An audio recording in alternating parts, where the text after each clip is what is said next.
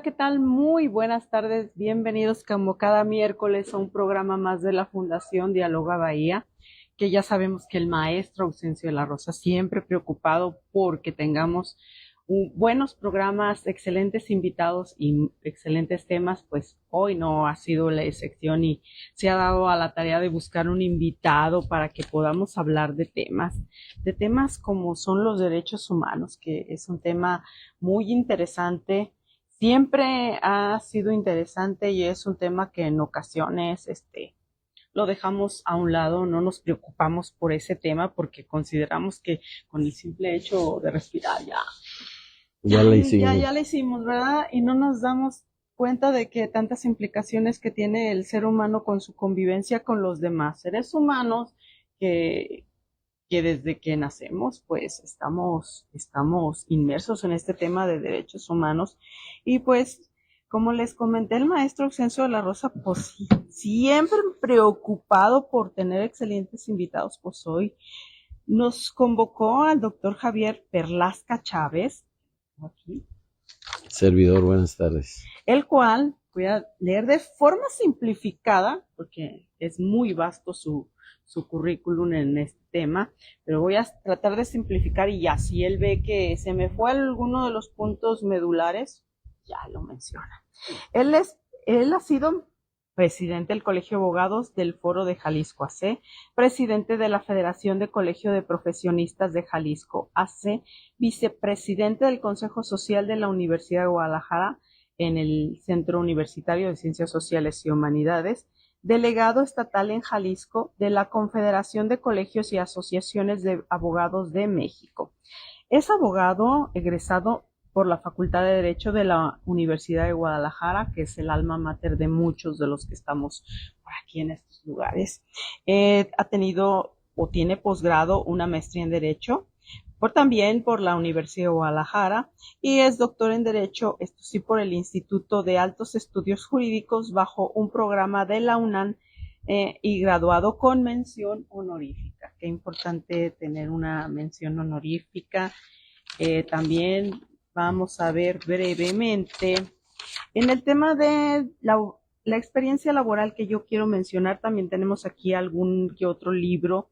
Voy a mencionar solamente el que tengo más actualizado, que se trata de Una década de los derechos humanos en Jalisco, que aborda el periodo histórico del 2007 al 2017 con otra coautoría, y creo que es el título que tienes más recientemente, ¿verdad? ¿O van incluso estos títulos van dentro de esto? Son varios, Okay. son varios, y Son el del como... tema de desaparición de personas, que es Okay. una obra colectiva muy bonita. Desde el punto de vista académico, el tema pues es un tema muy difícil, ¿verdad? Muy difícil de abordar. Su experiencia laboral sobre derechos humanos desde agosto del 2007 al 31 de agosto del 2024, laboró en la Comisión Estatal de Derechos Humanos Jalisco, donde se desempeñó como primer visitador general, realizando acciones y programas trascendentes para la divulgación, defensa y protección de los derechos humanos y elaborando proyectos de resoluciones significativas en casos de tortura, víctimas de delitos, seguridad pública, procuración de justicia, desaparición de personas y sobre violaciones a derechos humanos en el ámbito laboral. Trata de personas, mujeres, niños, periodistas, personas privadas de la libertad, personas defensoras de derechos humanos y otros grupos en situación de vulnerabilidad, entre otras. Y pues, algún detallito que me haya pasado en alto, doctor Javier. Nada de eso, con eso es suficiente. Muchas gracias. Y el tema de hoy pues lo titulamos Derechos Humanos en el ámbito internacional, porque hay mucho que hablar, pero pues yo creo que antes de hablar de este tema, del tema internacional, pues vamos a darle, yo creo que es importante dar un pequeño bosquejo, así, una pinceladita a las personas que nos están sintonizando, nos están escuchando, sobre qué es el tema de derechos humanos, cuál es la importancia entre las relaciones de los derechos humanos entre los ciudadanos y por qué es importante hablar de los derechos humanos. Sí, con todo gusto. Bueno, un concepto muy sencillo es que los derechos humanos son esas libertades, esos derechos o prerrogativas que todas las personas tenemos por el solo hecho de ser eso, seres humanos, personas. Es el único requisito que nos pide esta teoría internacional de los derechos humanos, pero estas libertades y derechos que todas las personas tenemos se sustentan precisamente en la dignidad de la persona, del ser humano, y por tanto lo que buscan es justamente que todas y todos tengamos una vida digna donde nos respetemos y se nos respete precisamente porque somos personas, somos seres humanos. En ese sentido, por tanto, independientemente del sexo, preferencia sexual, creencia religiosa, nacionalidad, color de la piel, ideología, pertenencia o no a un partido político, etcétera, somos personas, somos seres humanos y por tanto nos debemos interesar precisamente porque es algo inherente a nuestra vida. Y esto con mayor razón porque estas relaciones son con las demás personas cuando vivimos en comunidad. Ningún derecho, y por supuesto los derechos humanos no son la excepción, tendría razón de ser si no nos relacionamos con las demás personas. Justamente la esencia del derecho y de los derechos humanos tiene que ver con esa relación en comunidad, con esa relación que cada una de nosotros tenemos con las demás personas. Así es que la importancia en sí misma es por ese hecho de que somos seres humanos. ¿Tú cómo consideras actualmente en la administración pública federal? ¿Sí se le está dando la importancia, el trato que merece el tema de los derechos humanos? Bueno, hay que ser honestos, hay una crisis, que de hecho ese es el tema que se me invitó a platicar. Hay una crisis a nivel estatal, a nivel nacional y a nivel mundial, pero eso no justifica precisamente que se estén dando violaciones a derechos humanos. ¿Por qué? Porque, por ejemplo, contestando tu pregunta, nuestra propia Constitución, en el artículo 1, señala que todas las autoridades, y fíjate qué importante es esto, todas las autoridades en el ámbito de sus competencias tienen la obligación de promover, respetar, proteger y garantizar los derechos humanos. Entonces, ahí están 4 responsabilidades que cualquier servidor público, que cualquier persona que trabaje en la función pública tiene que cumplir, le guste o no. Y si no entiende esto, lo correcto es que tenga la decencia, la honestidad, pues de no trabajar ahí si no está de acuerdo, si no le parece, si no le gusta. Porque es una obligación que impone la Constitución, es muy clara. Y además la Constitución usa un vocablo que se llama obligación. Sí. Desde el punto de vista técnico, debiera haber dicho, tienen el deber, pero si lo analizamos por la palabra, pues constriñe más, impone más la palabra obligación que deber. Entonces, eso es muy importante que lo entendamos y quienes hemos estado en la función pública son las primeras 4 responsabilidades que tenemos. Sí, qué interesante. Yo creo que sí, en este ámbito y en el tema internacional, se están dando muchos fenómenos, sobre todo yo creo y por lo cual considero que se te invitó es por el actual tema que tenemos en la relación de Estados Unidos con nuestros connacionales que viven allá, o sobre todo, o también los que ya radican de forma permanente en los Estados Unidos. ¿Cómo consideras que es la visión de el estadounidense hacia el mexicano? Bueno, es una crisis mundial, hay que decirlo. Y ese es uno de los reflejos, es uno de los espejos que debemos de ver cómo la cuestión de los derechos humanos está siendo rebasada, pero tiene muchos años ya que se ha venido agudizando. Lo podemos ver en otras latitudes también. Tenemos conflictos bélicos donde todos los días cientos de personas pierden la vida y la gran mayoría de ellas son personas inocentes que nada tienen que ver en ese conflicto armado, pero tienen la desgracia de estar en el lugar donde se están combatiendo por cuestiones ideológicas o de otro tipo.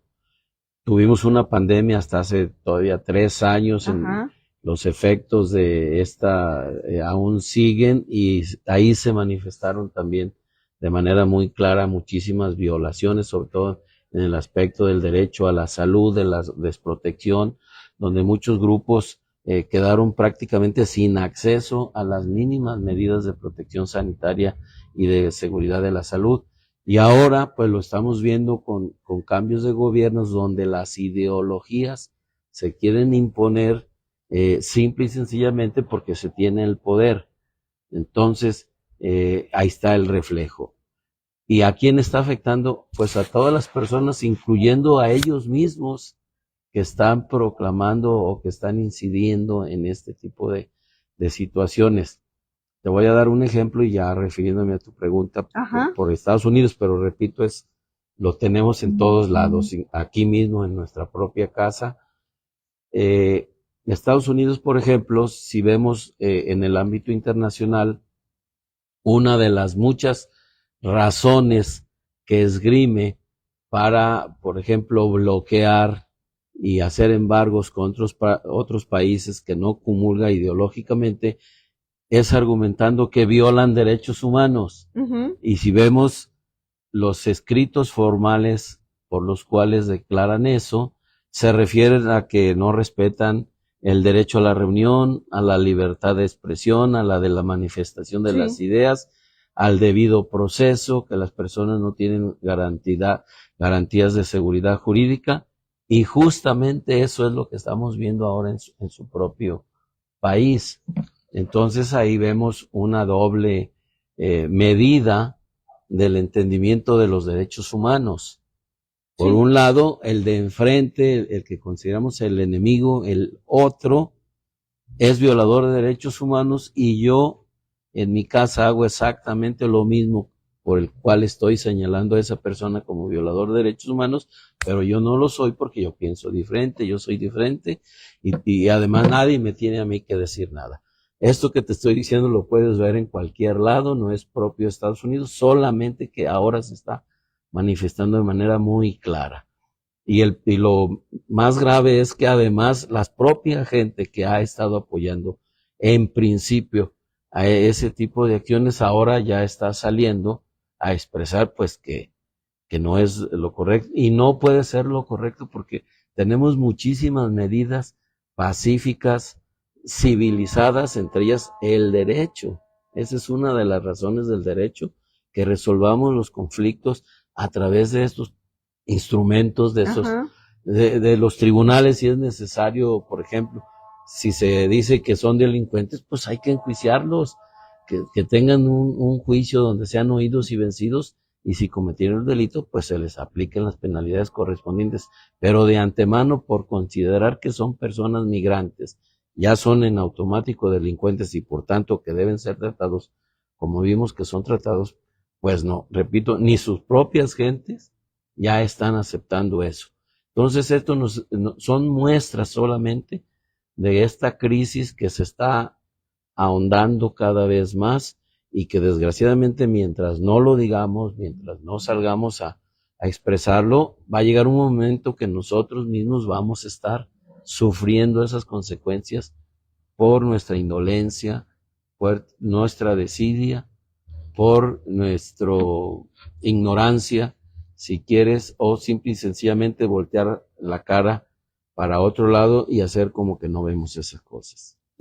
Es que desafortunadamente yo creo que el tema de derechos humanos es un tema que no se mide las proporciones o el efecto que puede tener a largo plazo en la población, ¿no? Y desafortunadamente en el caso de los migrantes, que se puede decir que son vistos como personas de tercera, tanto aquí en México, que ya ves que pasan por aquí las caravanas de migrantes, y aún más cuando llegan a los Estados Unidos, que ahorita lo que estamos viendo que es el problema está repercutiendo allá, y va a ser un reflejo de lo que está sucediendo aquí en México, porque aquí en México tampoco son bien vistos, y preferimos que ya se vayan, que ya aquí sea solamente su tránsito. Sí, Mira, los organismos defensores de derechos humanos, la Comisión Nacional, las comisiones estatales, pero además organizaciones no institucionales, sino oficiales, ¿no? Que no provienen de la función pública, pero que se dedican en el ámbito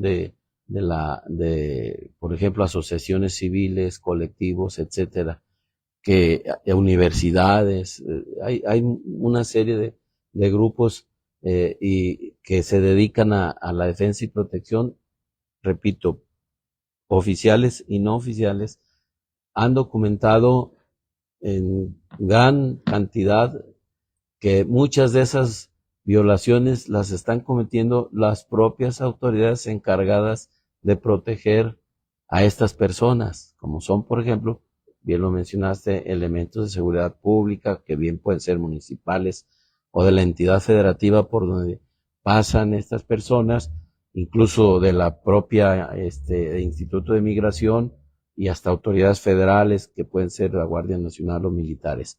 Eso no quiere decir que todos los integrantes de estas instituciones se dediquen a eso, sino que miembros de esas instituciones están violentando esos derechos. Si entendemos que la migración, históricamente ese es un problema, primero era una forma normal en el mundo. Sí. Por buscar, así es, se vinieron el problema de las fronteras y otras cosas, pero con ellas los diferentes gobiernos por el tipo de ideología o creencia según el lugar, la latitud de donde se trata, y entonces empezamos a estigmatizar al otro, al que creemos que nos viene a hacer daño, y entonces con ese prejuicio, pues maltratamos. Si esta persona migrante comete delitos, hay que enjuiciarlo, pero no de antemano por ser migrante. Para juzgarlo. ¿Verdad? Coincidimos. Pero esa es una muestra, insisto, estamos viviendo una crisis que cada vez está creciendo y el problema nos vamos a dar cuenta cuando ya esté tocando nuestras puertas de nuestra casa. Y entonces, desgraciadamente puede ser que ya no se haga mucho o lo poco que se puede hacer no sea suficiente para evitarlo. Por tanto, estemos o no viviendo una situación de violación a derechos humanos, uno de sus principios es la solidaridad, ¿verdad? Pedir que cesen esas violaciones, organizarnos y, como dice la Constitución, proteger y garantizar que se respeten esos derechos humanos, y se violan, hay que repararlos.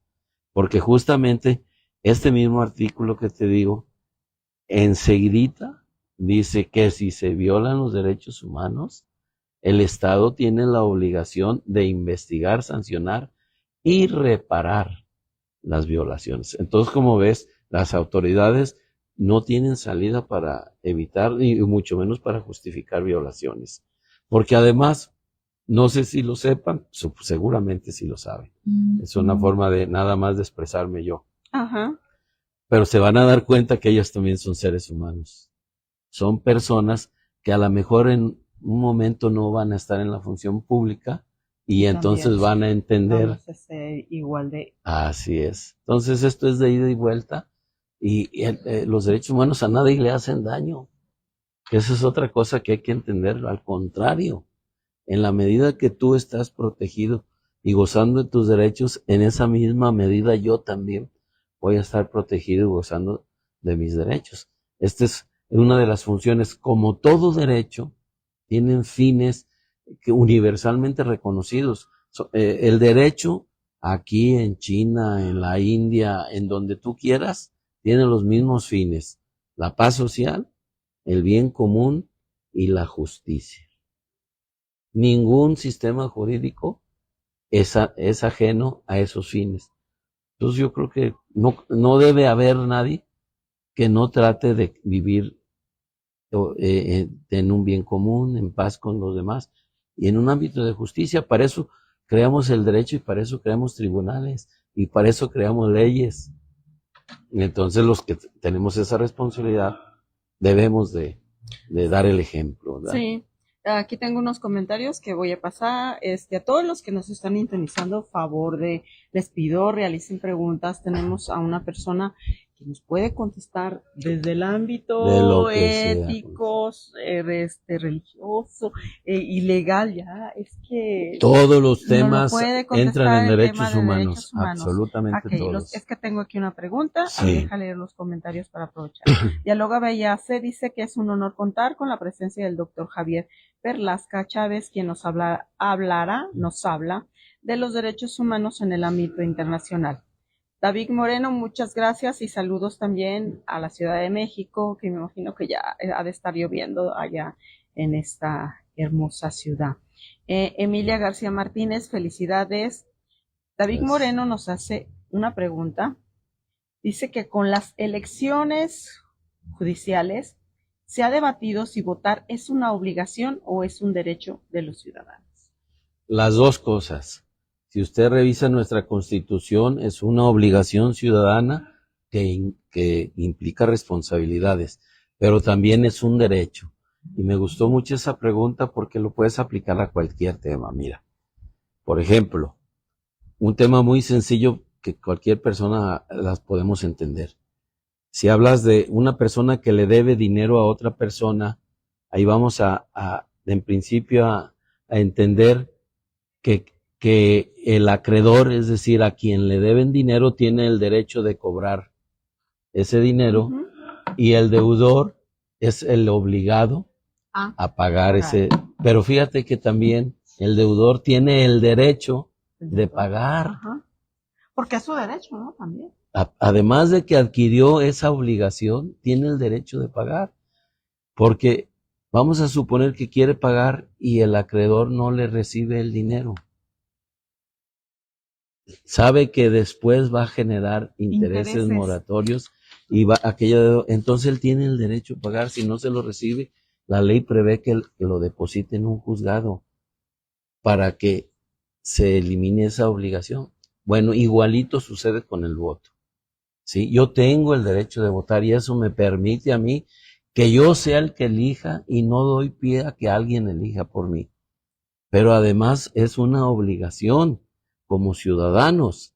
Si tú revisas la Constitución, ahí vas a ver de los ciudadanos y de las responsabilidades y obligaciones de los ciudadanos.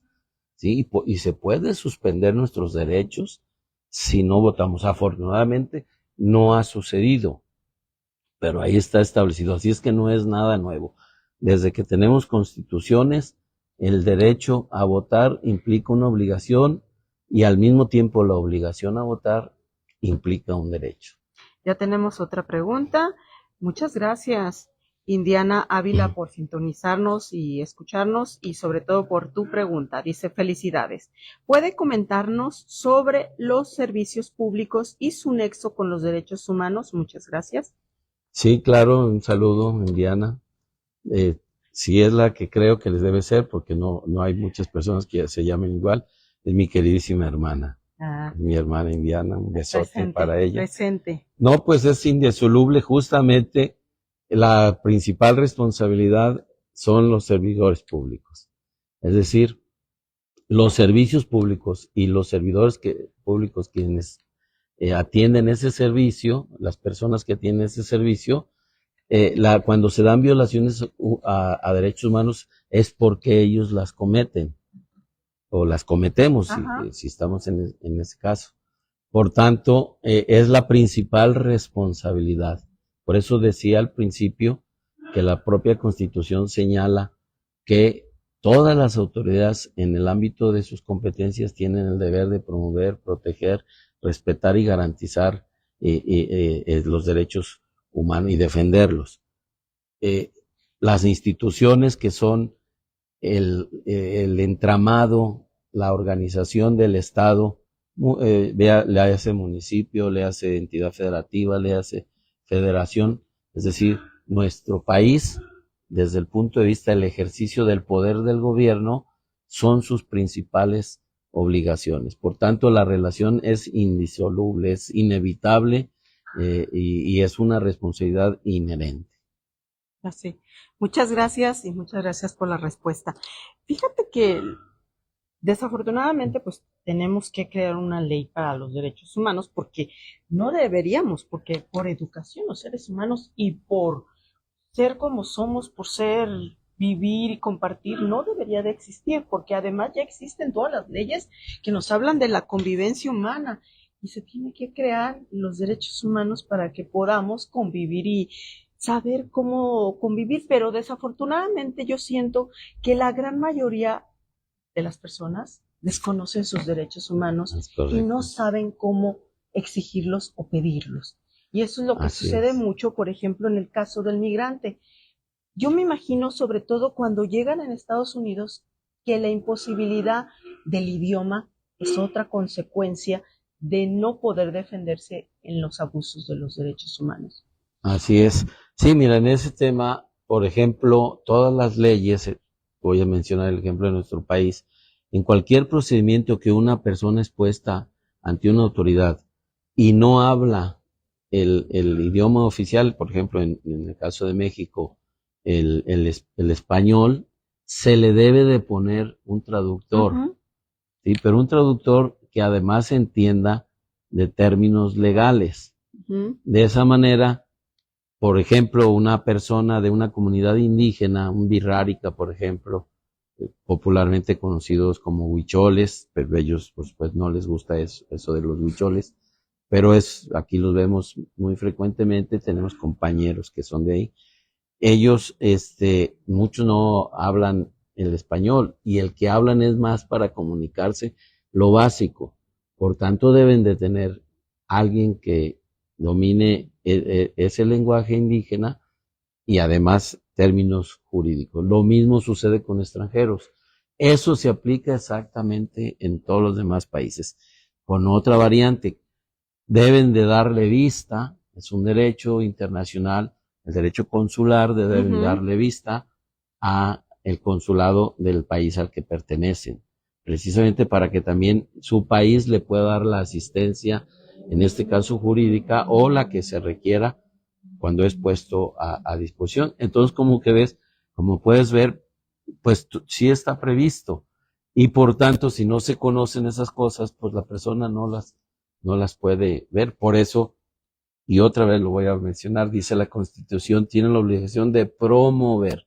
La promoción de los derechos humanos tiene que ver, entre otras cosas, con la difusión, con darlos a conocer. En la función pública que me ha tocado desempeñar en esta materia, hemos propuesto hemos hecho varias propuestas, muchas a nivel recomendación o en procedimientos similares, donde estamos insistiendo en que se legisle para que sea obligatoria la materia de derechos humanos y las prácticas que tienen que ver con estos temas desde la primaria.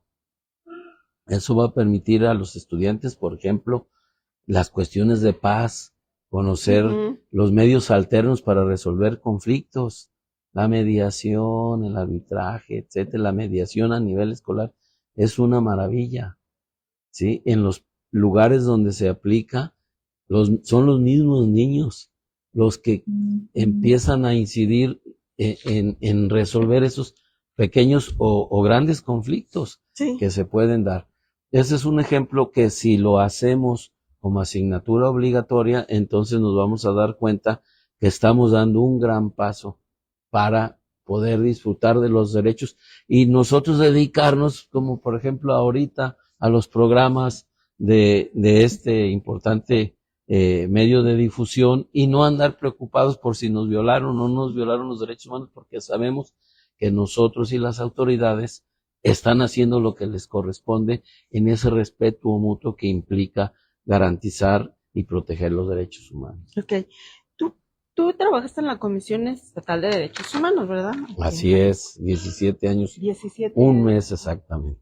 Exacto, lo tiene aquí y casi la hora y los días. Todo. En cuestión de esos temas, los ciudadanos solamente van a la comisión a hablar de temas cuando se sienten afectados de sus derechos humanos por servidores públicos o también es entre particulares. No, el no es respecto de los particulares y voy a explicarme.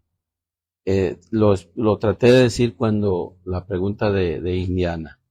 El tema de derechos humanos, por su estructura legal, los responsables son los servidores y las autoridades. Uh-huh. Por tanto, para que haya violación a derechos humanos, debe haber actuado u omitido una autoridad, un servidor público. Entonces sí necesitamos que participe activa o pasivamente un servidor público. Ahora bien, esto no quiere decir que los particulares no violen derechos humanos, nada más que en ese campo, es decir, si el particular no tiene nada que ver con la función pública, entonces es probable que esté cometiendo un delito u otro tipo de conducta ilícita o ilegal que va igual a ser sancionada, pero en otros vías, en procedimientos civiles, administrativos, penales, etcétera, ¿verdad? Lo único que cambia. Lo que sí es que si llega una persona a la comisión quejándose de que un particular le violentó sus derechos humanos, ahí se le debe de orientar, ¿verdad? Y dar acompañamiento para que esa queja, que no se tiene competencia para atenderla la comisión, sí, se derive, se canalice exactamente a la institución que debe de atender ese problema. Sí. Entonces, como ves, el problema se va a resolver. Solamente es cuestión de competencias, nada más. Ok, perfecto. Y pues sí, y atender uno de los derechos humanos del ciudadano, que es ser escuchado. El derecho de petición y el derecho a quejarse y a resolverle. Y a ser orientado. Así que sí se lee. Así es. Muy bien, tenemos otra preguntita. Creo que son, sí, yo pensé que son dos, pero no. Andy Toscano Ávila. ¿Cómo se vinculan los derechos humanos con el trabajo creativo y la implementación reciente de inteligencia artificial que en muchos casos se emplea para suplir el trabajo de otras personas? Sí, ese es un problema que está empezando y lo vamos a ver cada vez más grande porque se está sustituyendo, así como robots están sustituyendo la mano de obra en las grandes factorías, lo vemos por ejemplo en la fábrica de automóviles. Por mencionar un ejemplo, la inteligencia artificial ahora está sustituyendo muchas profesiones, muchas actividades, y eso hace que se desplace el trabajo desde el punto de vista del derecho al trabajo. Okay. Pero también implican otros derechos, por ejemplo, los autores, en el caso de las artes, hay una propiedad intelectual y tienen derecho al acceso a la cultura, a difundir esa cultura y a beneficiarse precisamente de sus creaciones, de sus inventos, si se trata de propiedad industrial o intelectual, o sus creaciones artísticas. Y además todas las demás personas tenemos derecho a gozar de esos beneficios de la cultura. Son de los derechos que se conocen de tercera generación. Sin embargo, el problema, y creo que por ahí va la pregunta, es que el empleador que esté utilizando este tipo de inteligencia artificial, cualquiera que sea su expresión, es muy probable que vaya a desplazar el trabajo humano. Y eso pues sí va a generar, como repito, ya ha generado en otras en fuentes de trabajo que han sido sustituidas por robots, etcétera, y son miles de trabajadores. Entonces, ahí sí creo que se debe de actualizar las normas para garantizar mínimos o estándares mínimos, ¿sí?, de protección del empleo y de esa propiedad intelectual que no afecte, es decir, como todo, debe de beneficiarnos a todos, a todas, eso sí, pero donde empiece a perjudicar, ahí es donde creo que debe de haber la regulación. En nuestra universidad, justamente mañana, precisamente mañana, te voy a mandar la invitación, se va a presentar un libro, es mi sobrino el que está haciendo la pregunta, hay que decirlo, hijo de mi hermana Indiana. Se va a presentar un libro que se llama Derechos Humanos e Inteligencia Artificial. un libro muy, muy bien documentado, los que lo hicieron son expertos, y se lo voy a hacer llegar a él. Ahí va a haber todas las variantes, todas las posibilidades, desde el punto de vista de la inteligencia artificial y desde el punto de vista de los derechos humanos. Son temas muy, digamos, novedosos, frescos, que dan para los dos lados y que sí es importantísimo que los conozcamos. Que ya va para los temas y los derechos de lo que se está viendo en la realidad actual, que es que la inteligencia artificial está da para negativo y da para positivo. Sí, y lo importante es utilizarlo para lo positivo. Para hacer el bien. Acuérdense que el bien común, lo decíamos, es uno de lo que nos interesa a todos cuando vivimos en sociedad. Si no, no tendría caso nada más lo que a mí me satisface, gusta o me interesa o creo. Necesariamente tengo que entender que mi vecino puede creer en otras cosas, puede pensar diferente, pero tenemos una vecindad y mejor nos conviene intercambiar lo bueno y superar lo malo que estar esperando esa gotita que va a generar el conflicto. Sí. Las organizaciones internacionales, ¿qué tanto benefician a los derechos humanos del ciudadano? Deben de beneficiarlo igual como lo mencioné en nuestro país. Exactamente lo mismo sucede a nivel internacional. Por ejemplo, la Organización de las Naciones Unidas tiene la Comisión de Derechos Humanos, su secretario general con muchas responsabilidades, el alto comisionado de las Naciones Unidas para los Derechos Humanos, todos los organismos que dependen de los tratados aprobados a nivel internacional por la ONU, niñez, migrantes, protección a la mujer, tortura, etcétera. Hay infinidad de tratados que tienen sus correspondientes instituciones para vigilar, para supervisar y en su caso resolver conflictos, y lo mismo a nivel América. La OEA tiene dos grandes, digamos, caminos o bases para esto, que es la Comisión Interamericana de Derechos Humanos y la Corte Interamericana de Derechos Humanos, que ambas, su sustento principal, pero no único, es la Convención Americana de los Derechos Humanos. Entonces, tenemos varios caminos para atender, y como son organizaciones internacionales, los países miembros deben de acatar sus resoluciones, deben cooperar justamente porque es una de sus obligaciones para que se cumplan esas resoluciones, todo ello en aras de proteger y respetar los derechos humanos. En el caso que nos estamos dando y nos estamos enfrentando, que es en Estados Unidos, con el caso de los migrantes o de los refugiados pues ya tienen otra categoría. ¿De qué forma crees que vaya a influir el tema de que los organismos internacionales puedan apoyar? Sabemos que Estados Unidos pues va a hacer uso de todo su armamento legal que tiene para tratar este tema y regresarlos a sus... de regresarlos, pero... Yo creo que la situación se va a resolver internamente usando algo que dijiste muy bien, sus instrumentos legales. Sabemos que, por ejemplo, la Corte Suprema en Estados Unidos tiene mayoría integrante abiertamente, además ellos lo dicen, de personas inclinadas a lo que se conoce como de derecha. Muchos de ellos fueron propuestos precisamente por el actual presidente en la gestión anterior que tuvo cuando fue por primera vez presidente. Pero como las decisiones que ellos tienen un sistema que se conoce como sistema de precedentes, en esos niveles las decisiones que se tomen sirven de ejemplo para resolver casos similares. Y en este tema, ellos le llaman violaciones a derechos civiles. El tema de derechos humanos no se usa mucho, pero es el equivalente a derechos civiles.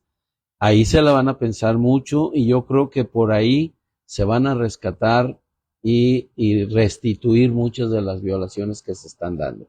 A nivel internacional, Estados Unidos forma parte de la ONU, va a tener mucha presión, que ya la está teniendo, ¿verdad? Por parte de la ONU y de varios organismos. por ejemplo, la propia Asamblea General, aunque hay que reconocer que ellos tienen derecho, son uno de los 5 integrantes que tienen derecho a veto.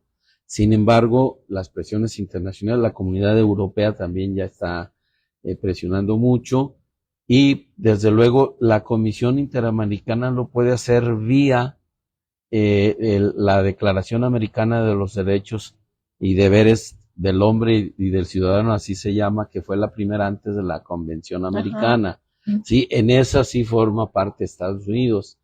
Estados Unidos no reconoce la competencia de la Corte, pero por el lado de la Comisión Interamericana sí puede actuar porque forma parte de la OEA. Estados Unidos es integrante de la OEA y seguramente por ahí también va a haber muchas presiones internacionales. Pero creo que la mayor, repito, va a ser internamente. De hecho, ya lo estamos viendo. Los efectos que él pensaba, por ejemplo, todo eso vino por el problema de los aranceles, dizque de la mano con el problema de los migrantes. Si te fijas en sus discursos, lo relaciona íntimamente, ¿sí? Pues ya los propios comerciantes, las propias que se supone se beneficiarían con eso, son los que ya están levantando la mano y quejándose y uniéndose a esas expresiones en contra de estas políticas que se están aplicando. Entonces, sí, él gobierna, sí fue electo democráticamente, pero creo que jurídicamente sí va a tener problemas internos como lo está teniendo. En todas las instancias, en primera instancia, los jueces no le están dando la razón. Y en algunos se la dan provisionalmente mientras se resuelve en definitiva el asunto, y se va a resolver pronto, y yo creo que la mayoría de esas resoluciones no se la van a dar. Perfecto, entonces quiere decir que hay que mantenernos un poquito. Y hay que creer en el derecho, hay que tener fe en el derecho, en las instituciones, y cuando no estén cumpliendo hay que reclamárselas, hay que decírselas. Es uno de nuestros derechos, y no todo es político, no todo es ideológico, no todo es cuestiones humanas, blanco y negro. Cuestiones filosóficas, cuestiones de educación, cuestiones de cultura, que muchas veces y si no expresarlas, oye, tu religión me parece que no es, y decirlo, pero no atacarte, eliminarte, agredirte, porque tú profesas otra religión. Eso es lo que no. Vamos discutiendo y dónde sí podemos relacionarnos y dónde no, y ahí nos respetamos. No estás de acuerdo conmigo, tolérame como yo tolero lo que no estoy de acuerdo contigo. Es uno de los principios de las relaciones humanas. Sí, yo sé que no es fácil, lo he vivido muchos años, van a decir, pero cuando se logra esto, ya estamos del otro lado. No es fácil, pero yo creo que la convivencia ha resultado en muchos avances. Porque en las familias nos peleamos y se resuelve. A pesar de los años en que hemos convivido los seres humanos, hemos visto avances en la cultura, tecnología, ciencia. Correcto. Todo lo que ha sido resultado de un buen experimento de la colectividad humana, que al final de cuentas hasta lo que se lleva a la creación, y a veces se nos olvida. Y una mejor condición de vida individual y colectiva, un desarrollo personal donde yo desarrolle mis aptitudes, mis creencias, mi personalidad, pero también permitiendo y cooperando para que él o la de enfrente haga lo mismo. Y donde no coincidamos, pues que sea eso nada más. Pensemos que vivamos solamente. No, un ermitaño. ¿Frente a quién? ¿Verdad? Ermitaños. Ni lo bueno ni lo malo. Ya nada más piensan en ellos, y pues porque ya no pueden. Pues no tienen en quién más pensar. No, pues no, y al final de cuentas no hay desarrollo del lenguaje, no hay desarrollo de muchas cosas. Bueno, Kenia Morales nos envía saludos, muchas gracias. Kenia, aquí estamos en la hermosa Guadalajara. ¿Qué te digo? El clima, probablemente hoy nos regalen una hermosa lluvia, muy Dios necesario. Tlaloc, ¿verdad? Ese Dios famoso Tlaloc que está por allá, por la Ciudad de México. Que es de nuestra cultura. ¿Verdad? Sí. Tenemos un saludito de Bruce SCG. Dice que aquí escuchando la conferencia, muy buenas noches y saludos. Sigan enviando alguna preguntita, comentario, porque nosotros ya estamos por terminar. Claro. Yo creo que mi comentario final para terminar sería, desde que existe la los derechos humanos, o desde que se empezó a legislar en el tema de los derechos humanos, ¿tú qué consideras? ¿Que hemos avanzado o que vamos en retroceso? Sí, no, hemos avanzado mucho, hay que decirlo, como nunca. Tenemos leyes que protegen a la niñez, que protegen a la mujer, que protegen a la diversidad sexual, que protegen al trabajador, que protegen a la educación, etcétera, a la seguridad pública. Son cientos de temas. Lo que sí es preocupante es que no obstante que elevamos nuestro nivel legislativo, nuestro nivel constitucional, a esta superioridad, a este rango de excelencia normativa, en la práctica es donde estamos fallando. Los ciudadanos, las ciudadanas, no todas, pero las autoridades, no todas, pero sí ya cada vez es más visible que no estamos cumpliendo con nuestras recíprocas responsabilidades y por eso estamos viendo estas crisis, ¿sí? Claro que cuando nos vaya a pasar, entonces a lo mejor entendamos. Mi pregunta es necesario que suframos en carne propia para que entendamos que más vale convivir de la mejor manera posible? Porque finalmente, como iniciamos la plática, pues todos somos seres humanos. Y no, es el único requisito, así lo explico a mis alumnos en la universidad. El único requisito que esta teoría nos pide es que seamos personas. No nos pide que le vayamos a las Chivas o a la América, o que seamos servidores públicos o ciudadanos, o blancos o negros, o como quiera que entiendas esto del color de la piel o una creencia, nada, solamente que seamos seres humanos. Y cualquiera, aún quienes no están de acuerdo con este tema, si se ven en el espejo, se identificarán con un ser humano. Y ahí eso es, creo que, así de sencillo es esto, pero de complicado. Así de sencillo así de complicarnos las vidas para llegar a lo sencillo. Yo veo aquí en tus libros y vi que realmente has escrito o has hecho coautoría con libros que han sido temas muy fuertes, la tortura, defensa de derechos humanos en el tema laboral, jóvenes y violencia, sobre todo el tema de personas desaparecidas es un tema que nos duele mucho a los ciudadanos. Para mí, ahorita es el problema más grave, no porque los otros no lo sean. Con esto no quiero decir que los otros no hay, hasta el mínimo problema hay que atenderlo, pero este está creciendo y seguirá creciendo, lamentablemente. Me duele mucho decirlo, pero es el problema más grave que vivimos aquí y en nuestro país. ¿Verdad? Jalisco, para desgracia, desde el punto de vista del prestigio de nuestro estado, es el número 1 a nivel nacional y quizás internacional en personas desaparecidas. Eso solo ya nos dice que es un problema grave, ¿verdad? Y cualquier persona podemos ser sujetas de una desaparición, porque además recordarás que esto de la desaparición tiene 2 vías: la forzada, donde interviene activo o pasivamente un servidor público, y la cometida por particulares, donde nada en la desaparición tiene que ver un servidor público. Así es que por cualquiera, seguramente alguien cercano, y cuando no, ojalá no sea algún familiar, pero todos conocemos a alguien, a una familia que tiene un ser humano desaparecido. Entonces, ese es un problema que hay que atender a las víctimas. Para mí, cuando alguien fallece por una muerte violenta, y es un sufrimiento desgarrador, pero bueno, puedes hasta darle sepultura. Pero un desaparecido. Yo les digo mucho sobre todo los colectivos, los encabezan mayoritariamente las mujeres, las mamás, la esposa, las hijas. En la noche van a dormir, si es que duermen, convencidas de que está muerta esa persona. Pero al otro día se levantan con la esperanza de que puede estar en otras cosas, en una actividad, de que está vivo. Y eso es todos los días, nacer y morir, nacer y morir. Pues, ¿qué vida es esa?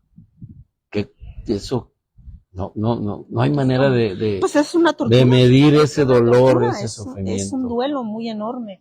Es un duelo que, como tú dices, es urgente de atender.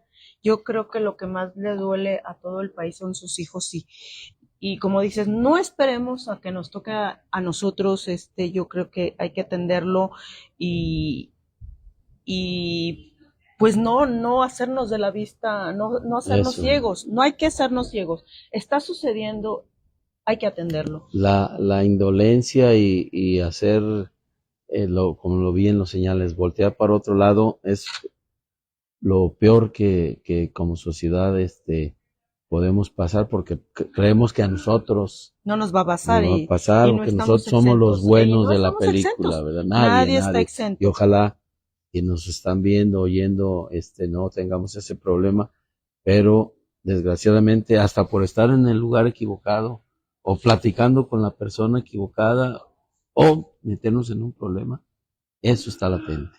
Sí. Pues de mi parte ya creo que ya agoté todas mis preguntas. Desafortunadamente pues terminamos con un tema muy cruel y muy que duele mucho, pero no sé si quieres comentarle algo más al público que nos esté Pues escuchando de la la parte fundación. bonita, justamente para que estos temas no los suframos, no nos duelan, no los vivamos, que mejor hablemos de cosas hasta de tonterías intrascendentes, preferible 1000 veces eso, que estar hablando de estas cosas. Y solo eso se puede obtener si todas y todos estamos conscientes del deber recíproco que tenemos de convivir respetando la dignidad y el derecho de la otra persona, porque precisamente ese deber tiene la otra persona de respetar nuestra dignidad y derechos. Si lo hacemos así, en la mayoría que vayamos sumando, cada uno de nosotros le vamos a ir ganando a estos temas tan difíciles. Muchas gracias, Al doctor. contrario, gracias a Muchas ustedes. gracias, maestro Auxencio de la Rosa, si me está mirando por allá. Y muchas gracias a los que nos sintonizaron. Y no me queda más que decirles muy buenas noches y como que ya estoy sintiendo que Tlaloc nos está alcanzando. Buenas noches, gracias. Buenas noches a todos.